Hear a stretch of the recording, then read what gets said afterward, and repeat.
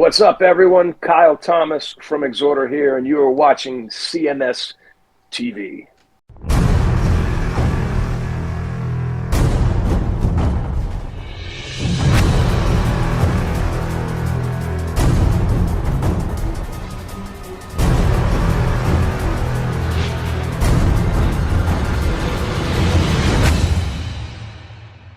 It's For Whom the Gods Destroy. That's the name of the band, actually, with the Decision from their Insanium release. Brand new stuff there from them. That one going out by request to Jason Easter.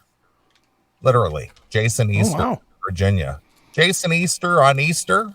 Happy birthday, Jason. Whom Gods Destroy with the Decision.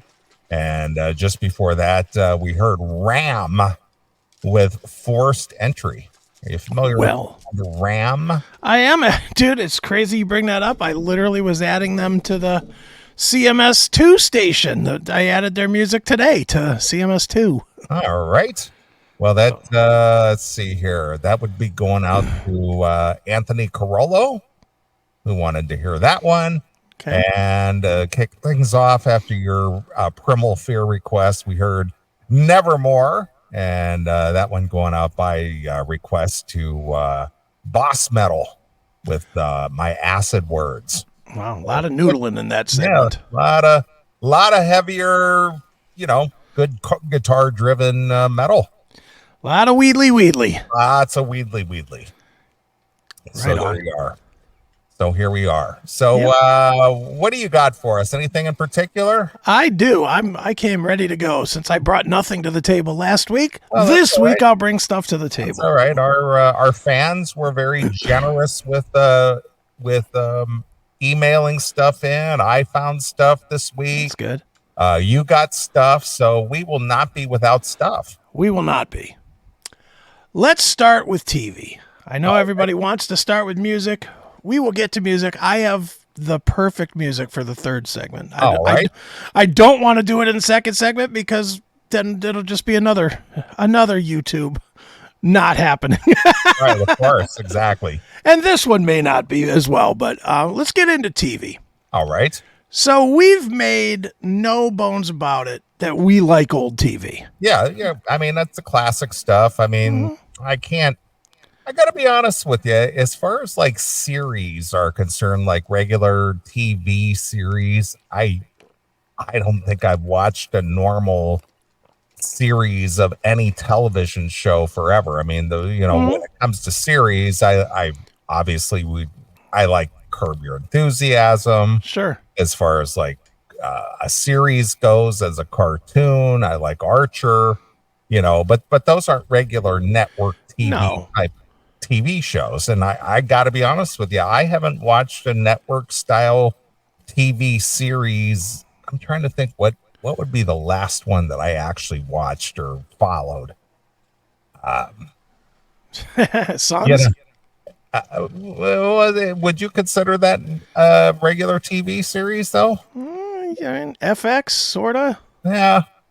Sorta. but Archer is on FX too. Yeah, I mean it's definitely not. I'm talking. It's not Friends. Yeah, well, that's kind of what I'm talking about. A TV. I know you watch the CSIs. That's like TV. That SVU, the NYPD Blue, all that kind of stuff, right? Yeah. Mm-hmm. I gotta be. I'm trying to think what was the last TV show that I actually watched? And it's been decades. Yeah, because it's garbage. I think when I got satellite TV, I stopped watching network TV. Yeah, you stopped watching the force-fed bullshit. Yeah, so I was watching The Sopranos. I was watching, obviously you mentioned Sons of Anarchy, which I kind of consider in that same thing. Yeah, Yellowstone. Yellowstone. I watched that. That's network TV. Okay, so when is that coming back? Is that over? I don't know. Because we got half of season 5, and then they said, "Oh, well, we're going to bring it back in the fall," and that was last fall, and then nothing. Well, they've had the big lawsuit with between Taylor Sheridan and Kevin Costner. Mm-hmm. And I think they can't do it without Kevin Costner, and Costner don't want to do it. All right. So we got ripped off, even though I bought season 5. So I watched it, and I got 7 shows. Yeah, that's what it looks like. I want my money back, God damn it. Maybe they'll come back. Who knows? They'll try and do it without him. Right. Well, one show, I want to go backwards, like way backwards. One show that we have chatted about, we've had a little fun with. Mm-hmm. Good Times. Oh, yeah. James. Yeah. Well, this week, Netflix announced a redo of Good Times, updated to 2024 in animated form. Animated Good Times. Well, what is this? Is this Fat Albert? I mean, that's just dumb.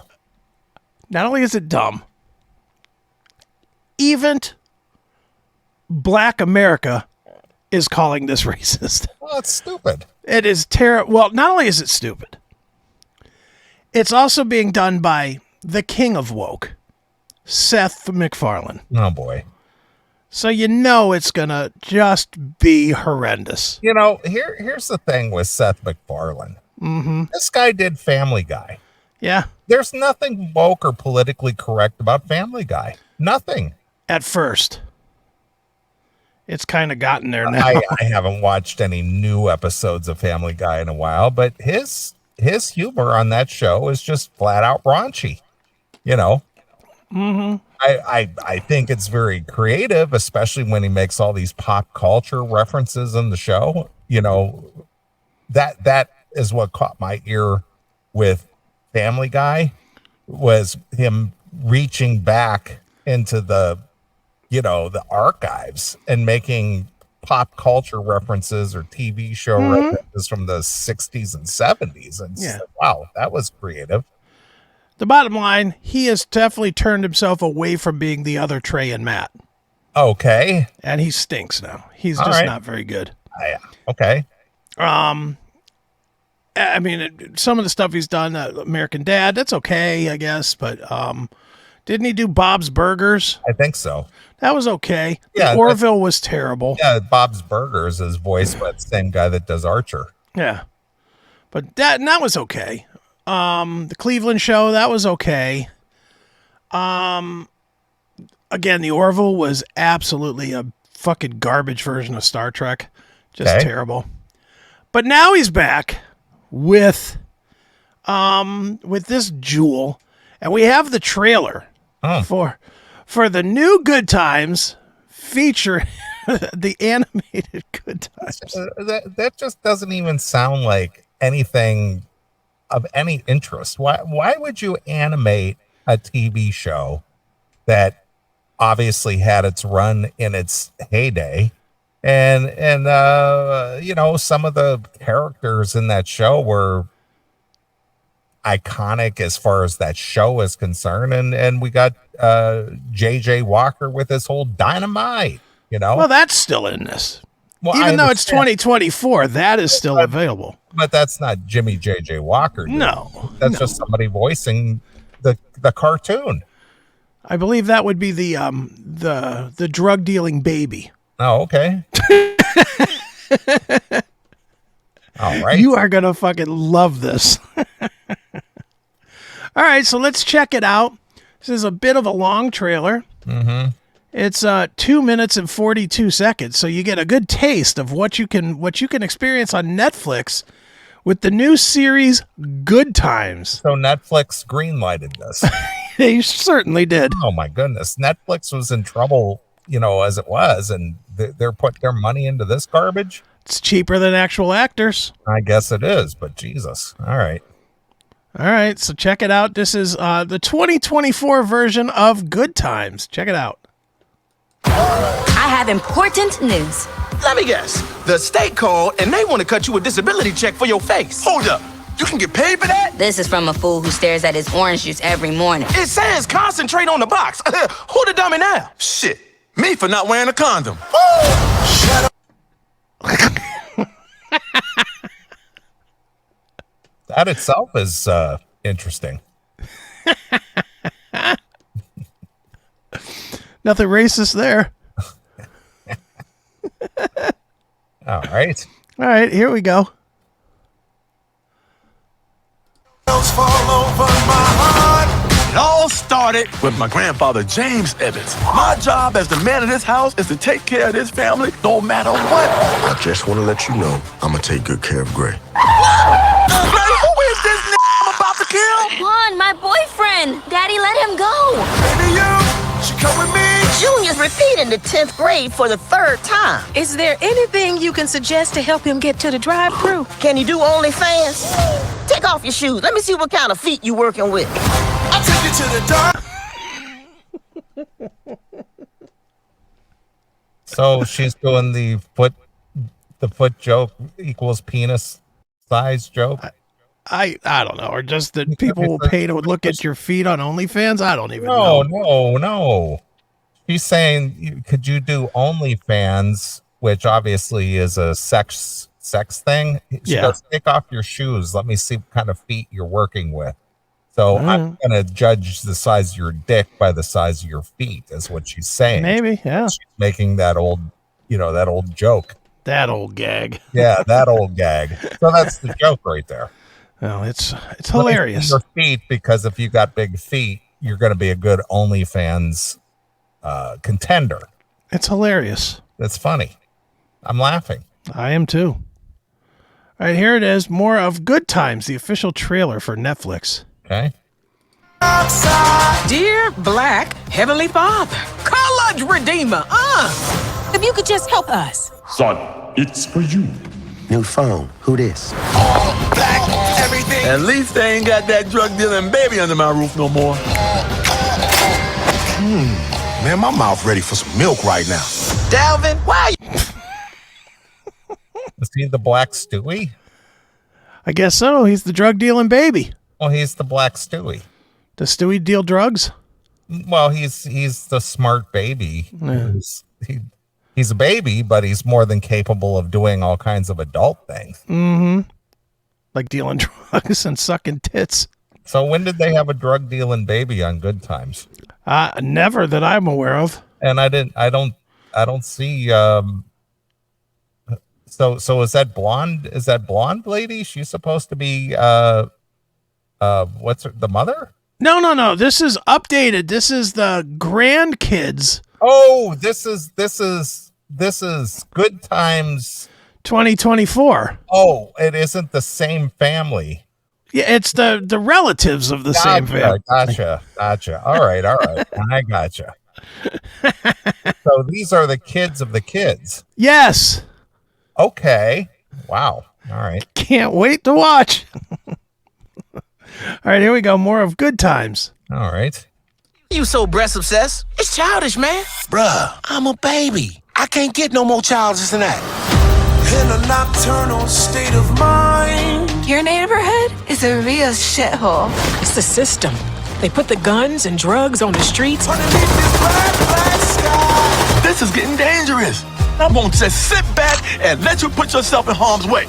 I love you too very much. Everything black. The revolution. See, it's the system that's doing it. Gotcha. That's why their neighborhood is such a shithole. But here comes the activist to fix it. She would not be televised. Come on, Rosa Parks, can't you just enjoy this? Blackbird, black moon, black sky, black light, black everything. We're just as good as the Evans of old. Isn't that just dynamite? But the truth is, we're the Evans of new. Bitch, you look like money. Everything black. What about the struggle? We're black. It'll be here tomorrow. Everything black. Blackbird, black moon, black sky, black light, black everything black. Wait a minute. The baby, little baby, and baby?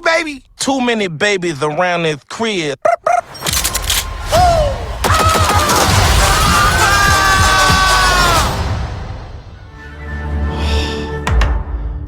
Only 2 weeks away, Neeley. Wow, can't wait. Everything is wrong with this fucking show. It's stupid. It's unbelievable. Well, again, number one, way to perpetuate the stereotype. Oh yeah. You know. And number two, it's borrowing from comedian comic that I'm going to send you something. All right. They with Baby, with the drug dealing Baby. Mm-hmm. I'll send you this real quick. See if you can pull it up. All right. It's not original. Let's just put it that way. Did you think it was? No, It was going to be? I mean, they can't even come up with their own concept. They gotta loosely borrow from something everybody recognizes. And when I say loosely borrow, I mean very loosely borrow. Oh.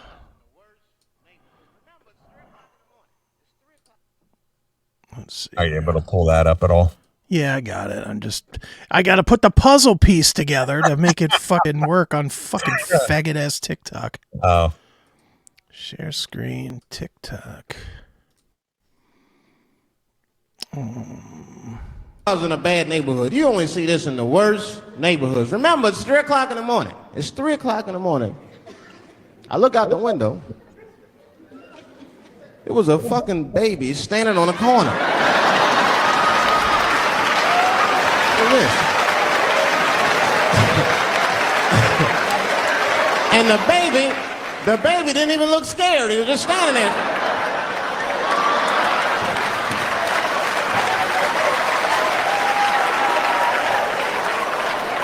I mean, it made me sad. It made me sad, really. You know, because I wanted to help the baby. I was like, I don't trust you either. I'm sorry. Click. Click. The old baby on the corner trick, eh? I'm not gonna fall for that shit. Where's this limousine driver? You know, I start feeling bad. As time goes by, I start feeling worse. Like, man, what is wrong with me? What the hell's wrong? I'm scared of a baby. And this baby could be in trouble. He might need my help. I got to do something. But I wasn't going to get out the car. I'm serious, man. I just cracked the window a little bit. There's an old limousine. I could roll it down.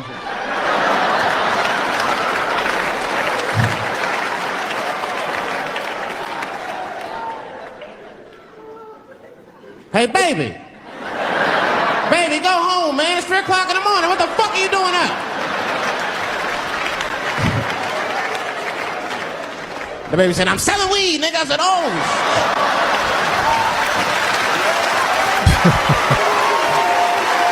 Yeah, that's pretty much the concept. Yep, exactly. Pretty much exactly. Baby. Standing on a corner selling weed in the hood. Maybe he's a consultant on this show. I just saw this trailer. I was like, you've got to be fucking kidding me. Well, yeah. How long do you think that'll last? 1 season. Okay. Whatever it was greenlit for is what it'll last. Because they'll run it. I don't think anybody's going to watch it. Right. Or do you think there'll be enough upheaval about the content if it really gets too, I don't know, gets too stereotypical to go, you know, why is Netflix running this?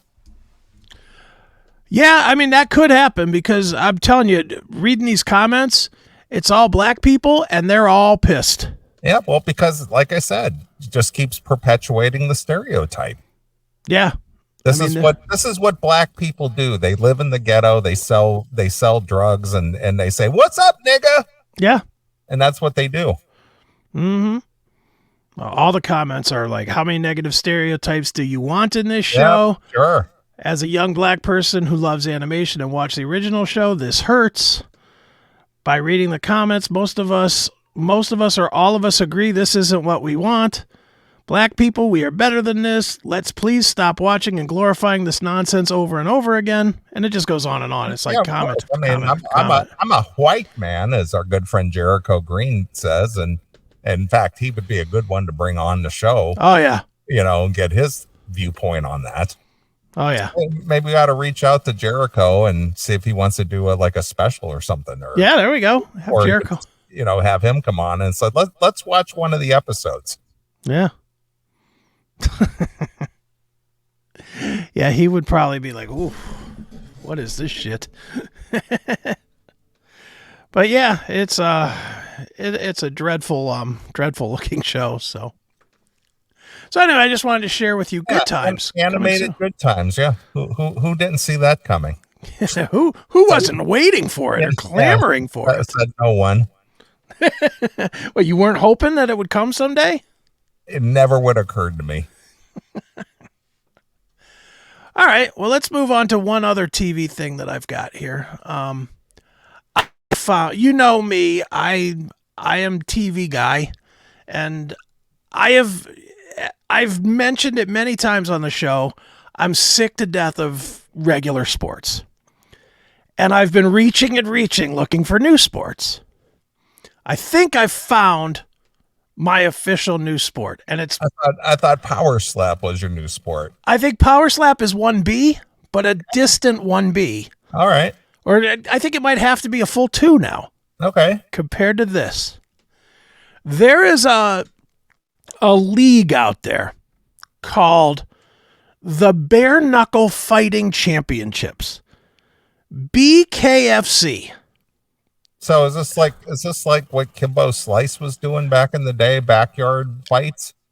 It's in the realm, but it's not a backyard thing. Yeah, this is definitely but that's what they were doing in the yeah. They're just but this is brought into the realm of legitimacy. Yeah, it's like if UFC, it's like if boxing took off the gloves. Right. That's it, pal. Gloves are off. That's it. This is the best. I'm telling you, it's all on YouTube. If people want to look it up, it's BKFC, Bareknuckle Fighting Championship. I must have watched 100 hours of this week. I went through and I found every full fight that they've had, every 3-hour thing that they've done is on YouTube. So I made a playlist of all of them. There's 58 of them. Now, how long has this been going on from what you can surmise? I'm guessing about 2 years. Okay. Because like when they do their walk-ins and everything, like they try to do it like UFC or boxing or whatever, or they have the big walk-in and they tell their record and all that other shit, and they have the announcer. It's like, coming to the ring in the blue corner, weighing 185 pounds with a record of blah, blah, blah. Every one of these guys is like with a record of 1-0. With a record of 2-1, okay, like there's nobody that's like 30-13. So is this a American sanctioned thing, or is this a European? It's thing, all over the place. This guy is taking it everywhere. Like some of it's in like Bulgaria and crazy places. Okay, but like they have one coming up. The next live event they have in April is in Los Angeles. All right. And I watched a 4-hour event the other day that was from Manassas.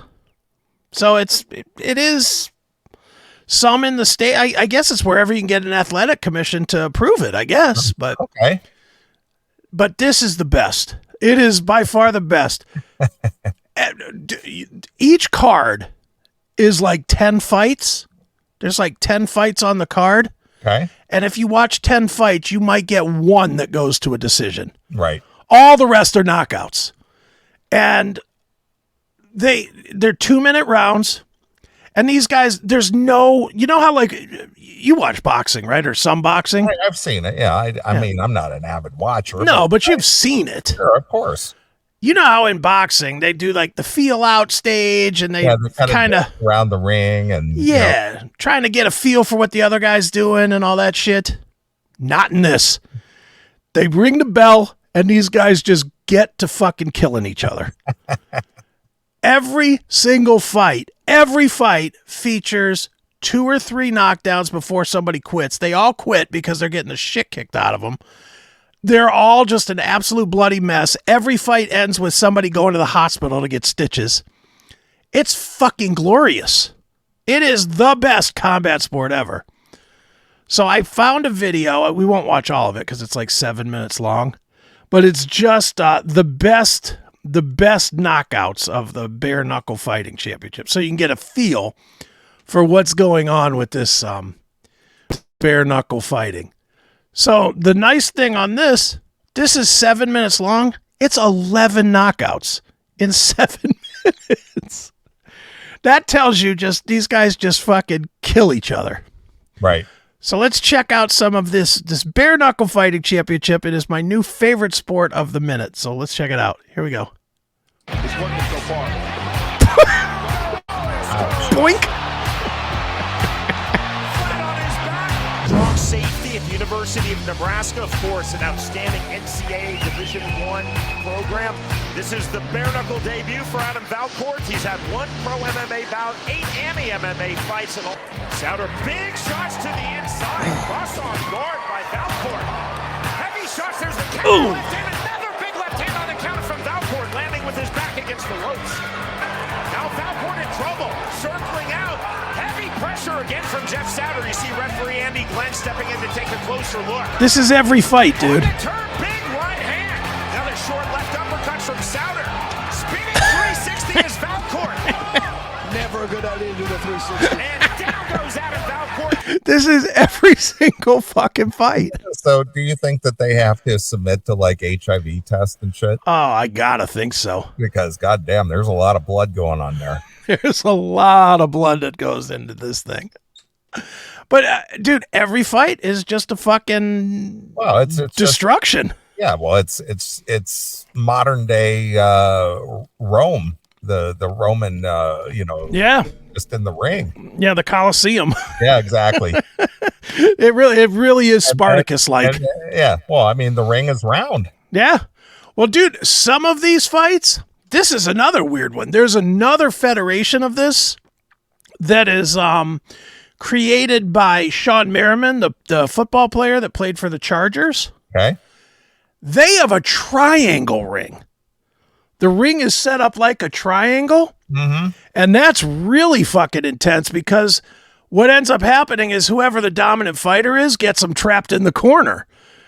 Because, like in like this, there's no corner. You can just kind of slide from side to side. Right. And even in a boxing ring, there's a hard corner, but you can still slide.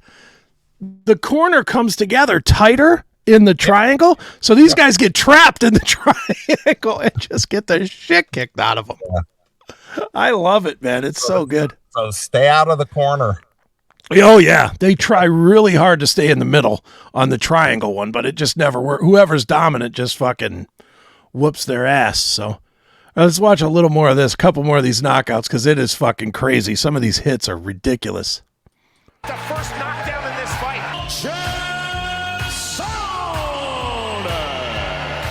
Cutter said he feels, Chris, that 3-fight experience gives him a big edge over his opponent. His 3-fight experience. Carlos Trinidad Snake.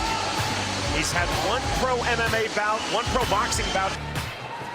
1-1-2 from Cutter, and there's the return from Trinidad Snake. Good counter by Snake. You know, we've seen in his 3 previous bare-knuckle fights, and the left hand gets through from Trinidad Snake. Big right hand, all sorts of trouble, and down he goes. That was a fantastic uppercut landed by Trinidad Snake to really set that up. No, Cutter's severely hurt right now. I don't know if he's getting up. Carlos Trinidad. I know you haven't been in a bunch of fights, dude, but man, to get hit like that, wow. I like the fact that ref wears gloves. Oh, yeah, he don't want to get no fucking HIV. I'm not going to get that blood on me, pal. He got to wear a full fucking suit. Yeah, he wears the gloves like the guys at the oil change place wear when they change your oil in your car. Right. All right, everybody checking in here. These fuckers are gonna be great, probably. Yeah, they're gonna get that brain disease, CTE. Yeah. I'm surprised it's legal too, but it is. That's why I was asking you earlier. Who's sanctioning this? Who's allowing this? Dude, it's the same as UFC. I mean, really, what's the difference between this and UFC? 2 inches of padding. True. I mean, it's really not that different. It is brutal as fuck, though, man. A little more of this, and if you want, I'll try and find the triangle just so you can see it, because it's fucking crazy. Guzman said proudly, "I'm willing to take shots to get in and establish." All right, he's willing to take some shots. Look at this big fuck. Yeah, look at that guy. 10 fights in his pro MMA career, including 3 in LFA. We're doing just what he said, trying to give it the first 30 seconds. Oof! Guzman taking the slide step off of the scratch line. And I'm wondering if Murray doesn't have more of a sense of Shots again, and that's ruled a knockdown. Step in again with the right hand, the pushback, and down goes Guzman. Yeah, that little short guy, he's kind of lethargic out there in the ring compared to his opponent out there. Holy the other guy's fast and he's lean. The other guy's lean and fast. The fat guy's getting his ass kicked. Dude, I'm telling you, me and John were on the phone on, I think it was Wednesday, just watching this shit. We weren't even watching the same matches. Right. He's watching one, I was watching one, and we were just fucking laughing our asses off just watching this, loving this, because it's so fucking brutal, dude. It's just nonstop brutality. And I love that that's where we're going with this stuff. Pull that back. I want to see those sponsors. I'm seeing names I've never seen before. Who is this Mary Jane and who's this Yummy?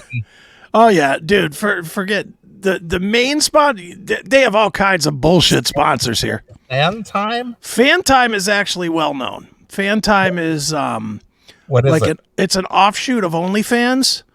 And it's where Mandy Rose from the WWE went and was making $1 million a month.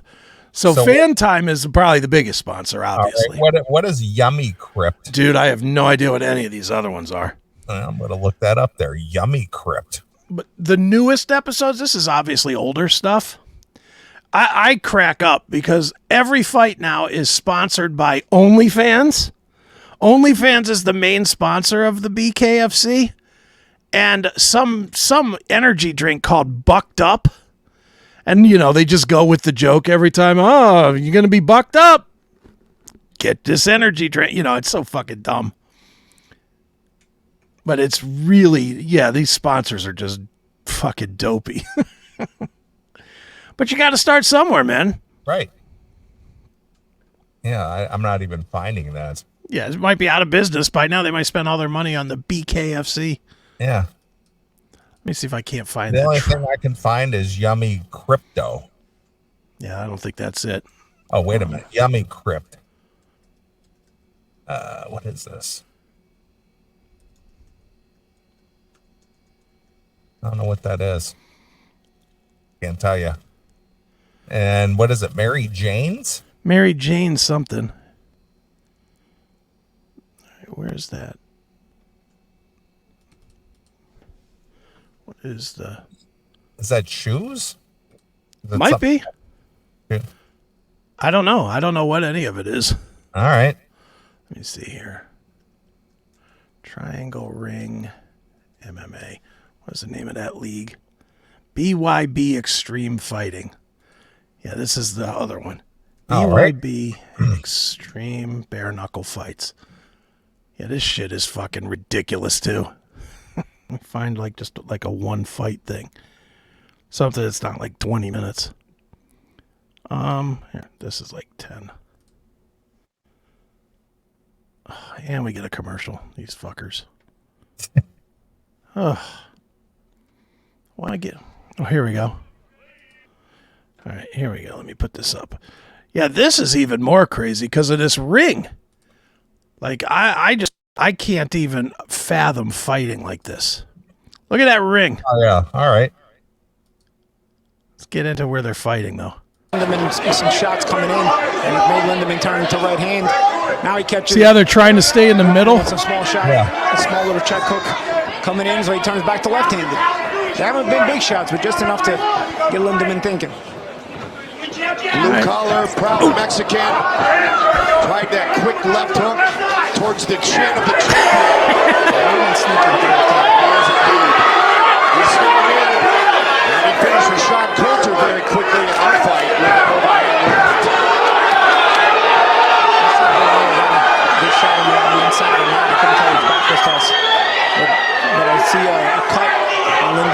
so something must have landed in there. Again, good punching, landed it on the way in.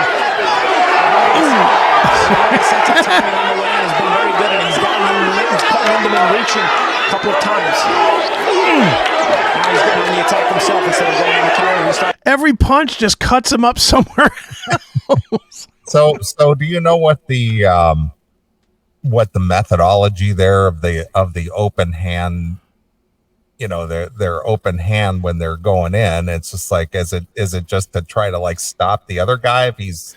I think it's to grab the other guy, but they have to close their fist when they actually punch, or else they get a fight. They actually they connect. Yeah, because if they hit him with an open hand, it's they could poke an eye out or something. So yeah, it's slap fight. Yeah, exactly. So yeah, this is just like so brutal, man. But anyway, we don't have to watch more of this. I just wanted to show you this is my new sport. All right. This is what I am into now. I try, and it's funny because I watched this shit all week this week, and today was the debut of the UFL. Are you familiar with the UFL? No. So the UFL, they took the XFL that was out there last year and the USFL that was out there last year, and neither of them could make dick. Yeah, right. So they merged them. Okay. So now today was the kickoff of the UFL, and they had the USFL champion team fighting or playing the XFL champion as the kickoff game. Okay. And they had The Rock out there doing his thing and talking all about it, whatever. I watched one quarter and was fucking like, fuck this, I'm done. Because I want to see this. Oh, okay. I want to see. I literally switched over to this because it was like I could just watch these guys murder each other, or I can watch this slow ass fucking football game. Right. Wasn't even a competition. It was like, yeah, this is what I want to watch. I want to watch these guys fucking killing each other. It's fast paced. It's moving quick, and it's over in a matter of a couple of minutes. Yeah, dude. Most of the fights don't get to the second round. Yeah. And when they do, it comes with 3, 4, 5 knockdown. That's another thing. No three knockdown rule. Some of these guys get knocked down 4 or 5 times, and the ref just keeps going, hey, you all right? Okay, fuck you. Go ahead. Keep fighting.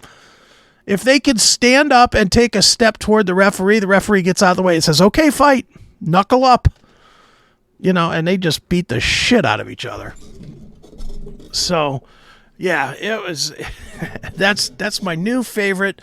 Slap fighting is still there. I love the power slap, but even the power slap doesn't have shit on that. Well, yeah. Comparatively, I mean, the power slap typically doesn't draw much blood. No, not at all. A little scrape here and there, but not like this. This is just fucking kill each other. This is brutality. That's right. Brute force. Yep. Yes, the football thing is the thing The Rock owns. He's now a partner with whoever owns the It amazes me that there's a potential for money to be made of these offshoot football things, because obviously they rarely last more than a season, 2 seasons at the most, and then it's like they go bankrupt, or they have to reorganize, or they have to do something different. But it's just like it's almost like pointless to do it. But do you think anybody makes any money on that, even if it only lasts a season? No, I don't. And I'll tell you why I don't think so. Because I've watched enough of it to see the crowds, and they don't draw. And if they're not drawn, I mean, there might be some. I'm thinking that it's probably break-even money. Okay. Because of the TV deals, because like the UFL and XFL and all that, they did have huge TV deals. They're with like Fox and ESPN and ABC. Like, they have big TV deals. So they probably make money there, but, and they pay the fucking players like $1. So, I mean, they may make some money, but they ain't getting rich off it. That's for sure. Look at Ooze. What a douche. Chris spends hours watching half-naked men, likes feeling mentally, and he wants us to believe he's straight. That's right. You're just jealous, Ooze. You're just not comfortable in your manhood. Well, He has to bang his Ooze after a while. Yeah, he has to bang his chest and say, "I'm a man." Ah! I like watching violence. That's what I'm watching. I'm watching violence, you fucking homo. What are you watching? Fucking monkeys killing fucking blondes. Shut up. Shut up, you fucking animal fuck watcher. I don't want to hear it from you. Anyway. All right. So that's what I spent my week watching was that and investing my time, what little time I had. Really, it was while I was working, but I had it on almost constantly watching the. And you were in between doing your web updates and going, ooh, exactly. Ooh.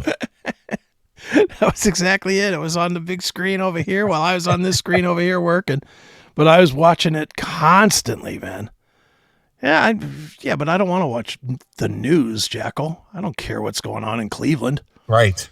And they censor it with all kinds of fucking horse shit commentary. I like this. He's fucking him up. Good. I like that. So, anyway, that's what I was watching. So, you want one more quick story and then we'll get out of here? Yeah, one more quick story. All right, we'll switch to music. I'm sure everybody wants to talk about music. All right. I'm sure you're aware of the big story of the week. Skid Row, Eric Gronwall quitting. I did not hear that. All I saw was rumors that Sebastian might be back. Enough with that. Yeah, Gronwall quit. Okay. Allegedly because of his health. Okay. Puts out a big statement about his health and, it wasn't conducive to, the lifestyle wasn't conducive to dealing with his leukemia recovery, blah, blah, blah, blah, blah. Right. The next day, honestly, 24 hours later. Yes. He announces a book that'll be released in September. What a fucking setup.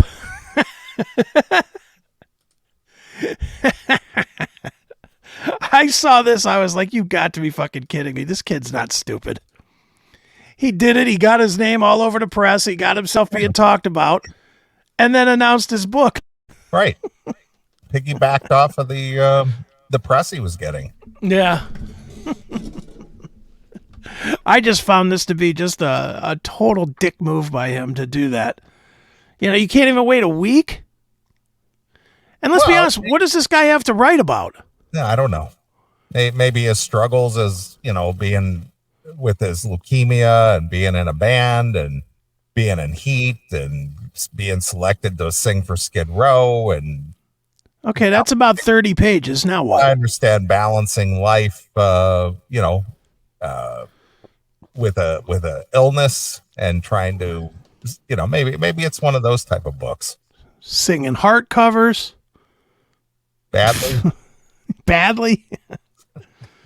Honestly, this guy, nobody even knew who he was. True. But for 2 years. Yeah. Joined Skid Row. Yeah. That's, again, I don't begrudge the guy making his money and might as well capitalize for the next 10 minutes while his name is still known because he's going to be forgotten as much as, when's the last time you thought about Johnny Solinger? Not since he died. Yeah. That's it. And before that, not since he left Skid Row. Right, of course.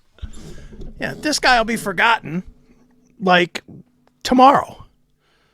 Because he didn't last 2 years, or maybe he did last 2 years, but he didn't last much more. Put out a good record. The record's okay.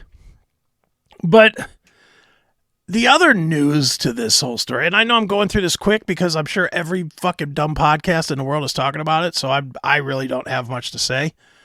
But they had 4 gigs on the books, and they brought in Lizzie Hale to be the singer, which just stinks. Yeah, it's like, okay. I mean, I'm a Hailstorm fan. I like Lizzie Hale. But when you go see Skid Row, you're not looking to see Lizzie Hale sing the Skid Row songs. Yeah. Yeah, you don't want to. Do I want to see Lizzie Hale singing Big Guns?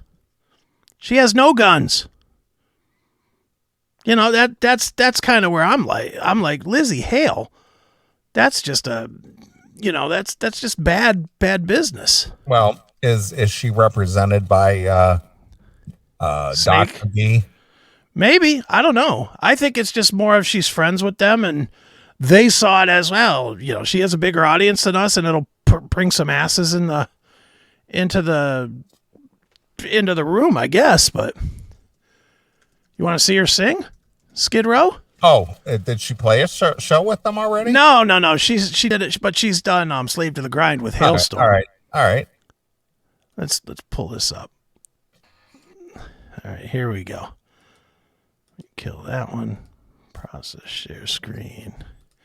So here's Lizzie singing Slave to the Grind. You tell me if you'd want to see a full show of this.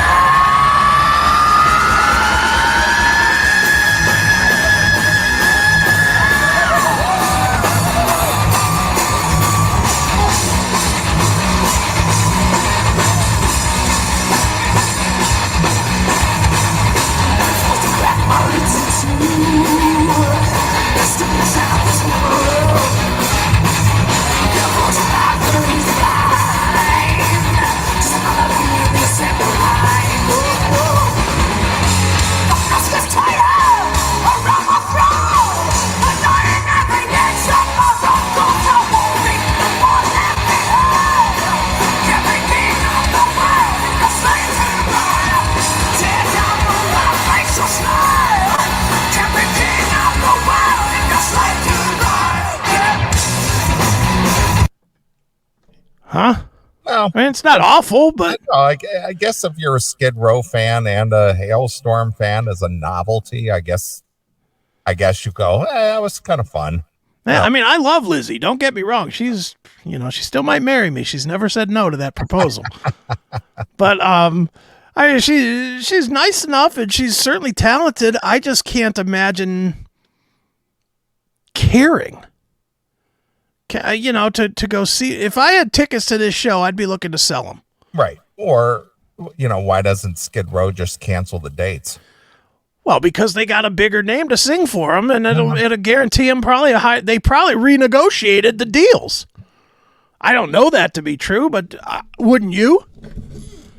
Unless of course they already spent the deposit money, and that could be very well a thing too. Well, we already split up the deposit money among the four of us. Yeah. So we're not about ready to give that back. So I guess we've got to go through with the shows. Yeah. I wonder that the other way though. Do you think? I mean, she's a pretty big name. I mean, she definitely draws 10 to 15,000 for Hailstorm gigs. Do you think they could reach back to the bullshit casino in Whereversville that they're playing and say, hey, we're going to bring Lizzie Hale to your casino. We need an extra 10 grand to pay her or whatever. I think that'd be a hard sell. You think that'd be a hard sell? Yeah. I mean, I don't know. And again, I'm speculating. Especially if they already took the money. Yeah. The deposits, so if they've already accepted the deposits, they I don't think they can go back and say, yeah, well, we want more. Yeah. Because the casino might go, well, we already paid you the deposit. So either you got to give the deposit back or, you're going to have to play. Right. Yeah. I mean, I don't know. So the Sebastian thing, of course, comes up. Yeah, of course.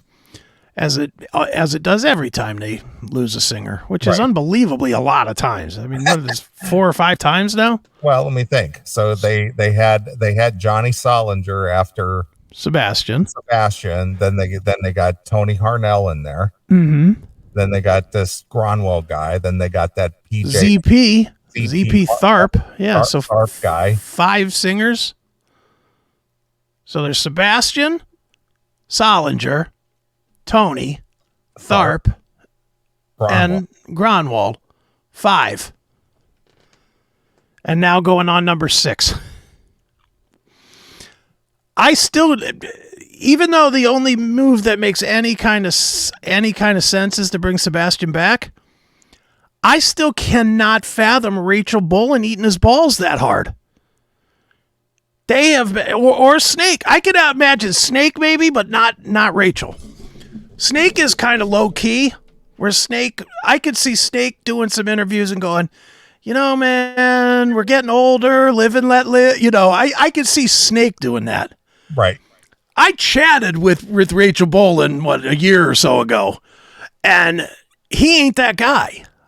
And he has been adamant since Sebastian left originally, fuck that guy.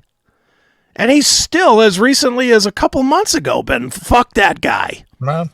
I can't fathom him doing interviews going, you know, after a bunch of thought, we just thought maybe it's the best time. I can't see it. Can you? Not really, no. Because, I mean, again, I don't know what that would net them to get Sebastian to come back, you know,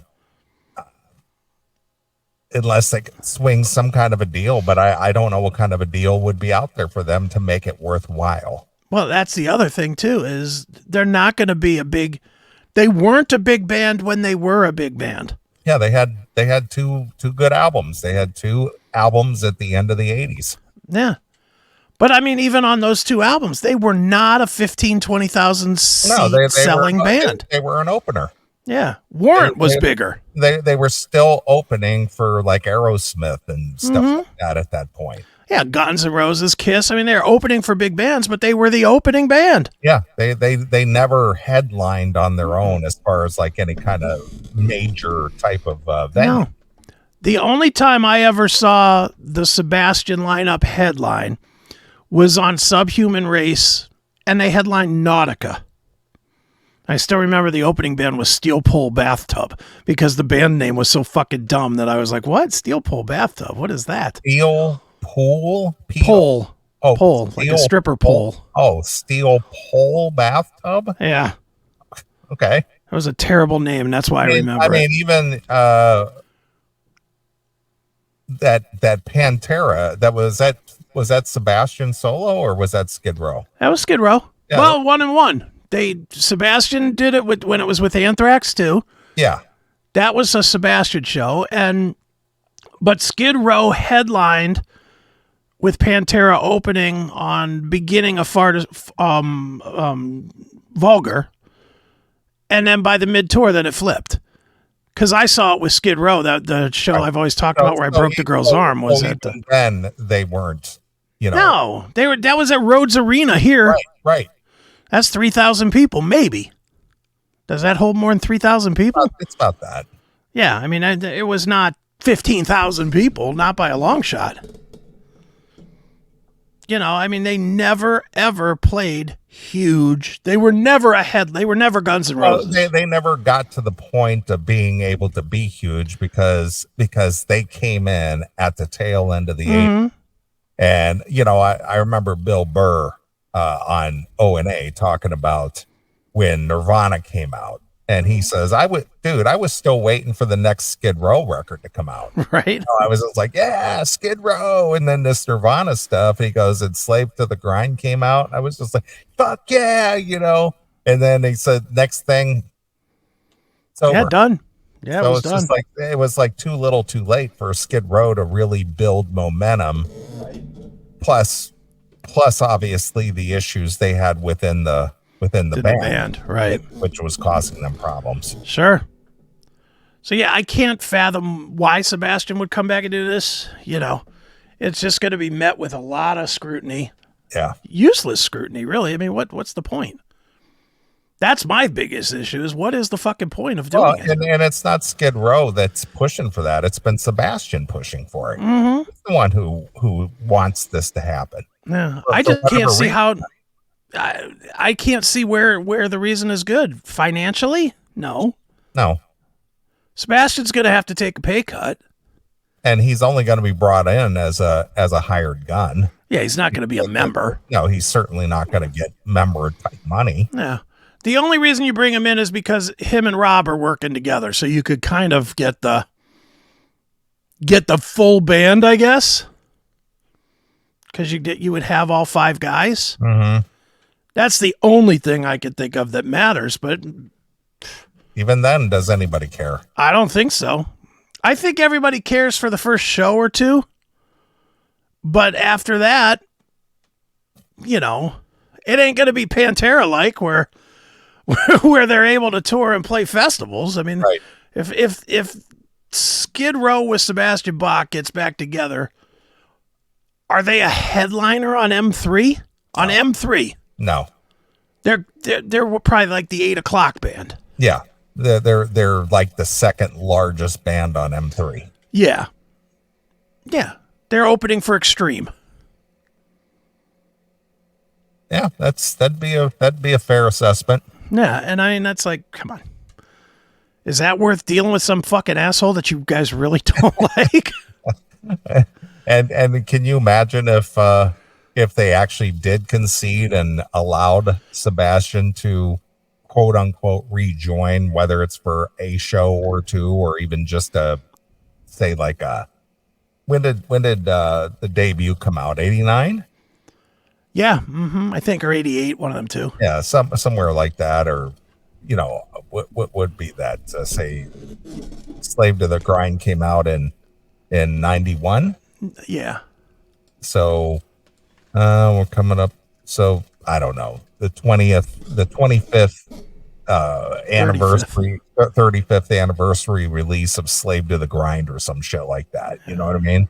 Where they play it in its entirety or something like that. Slave to the Grind came out in 91, June 11th of 91.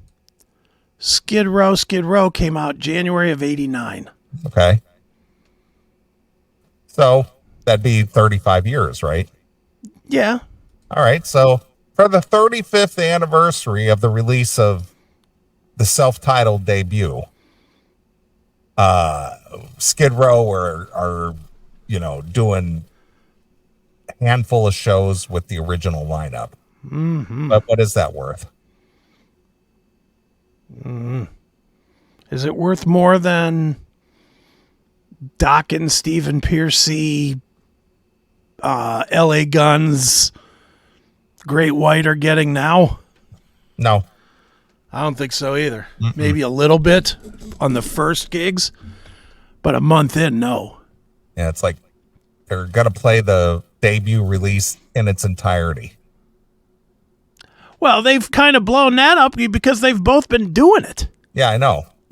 But this is the original lineup doing it. Ooh, well, in that case, I know I would pay more to see a different guitar player and a different bass player play with Sebastian to do it. Come on. This is a casino band at best. Yeah. At best. And I love Skid Row. I absolutely love those. I'm even further than most people because I even dug the one that they did with Solinger, the first one. The one with Ghost on it. That's a pretty good tune. Right. And I obviously, like everybody, I liked the Groundwall record. Everything in the middle was kind of not good, but remember that hillbilly version of What I Remember You or something? It's like, what are you doing? Yeah. Oh, well. Well, hey. Yeah. Well, good health to Eric. Nice knowing you. Yeah, nice knowing about you. I won't be reading your book. Right. But I hope it does well for you.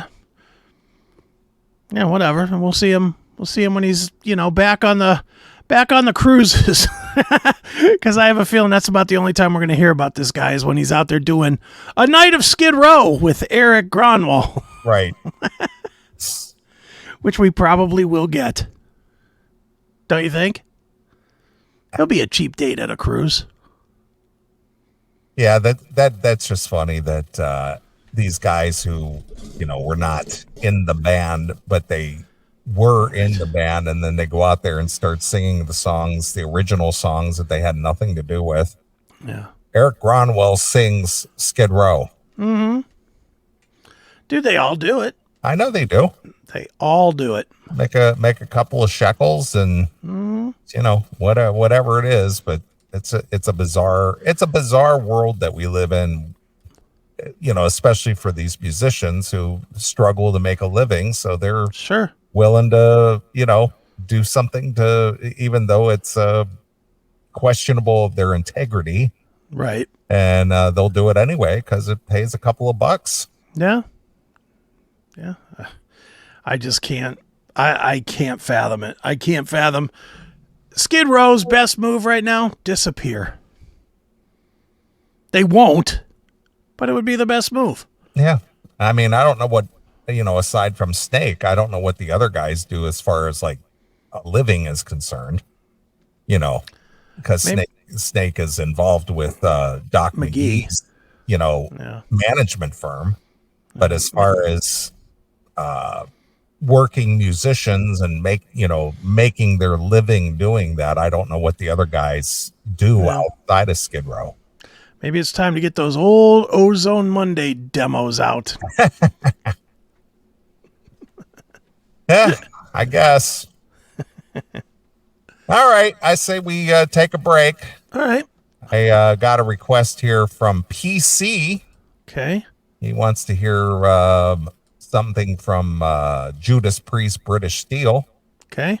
He said he'd like to dedicate it to Ben Benjamin and his sweet bunghole. Oh. Whatever that means. Yeah, lovely. All right. So he picked the song Grinder. I'm not sure if that's a gay reference. Jesus. All right. Isn't that a gay app? Yeah, it is. It is. All right.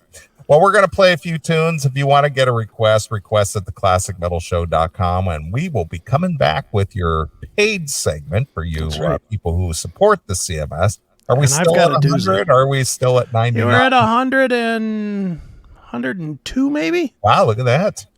Yeah, because somebody signed up tonight. Thank you, whoever you are. I didn't see, but yeah, we are definitely at 102. All right. Well, thank you for the support. That's right. Helping keeping the show on the air. That's right, pal. All right, here it is. It's Judas Priest with Grinder exclusively here on your Classic Metal Show.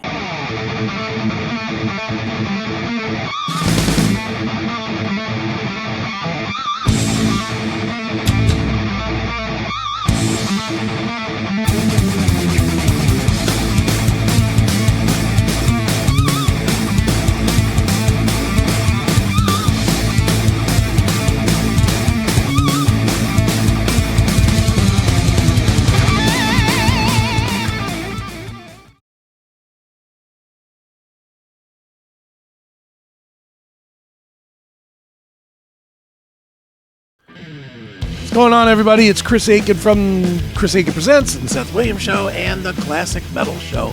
Speaking of classic metal, I know this just looks like a big old black binder. It's not. This is my book, Metallica, Cause and Effect Metallica. It is, it's all black because it makes it look mysterious. But what it really is a book about the Black Album. It's a little book that I wrote, talking about my experiences with the Black Album, as well as some of the band experiences. It's a fun read, it's a quick read, it's cheap. So it's available now over at chrisakin.net, as well as on Amazon. So pick it up. Cause and Effect Metallica. Worth your time if you like Metallica. So check it out. See ya.